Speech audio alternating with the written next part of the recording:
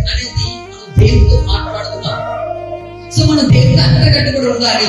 ఈ అంటగట్టు కూడా ఎలా ఉండాలంటే, శ్రమలు వస్తాయి, బాధలు వస్తాయి, ఇబ్బందులు వస్తాయి, కానీ అన్ని సమయంలో కూడా ప్రతి విషయంలో కృతజ్ఞతాస్తులు చెల్లించాలి.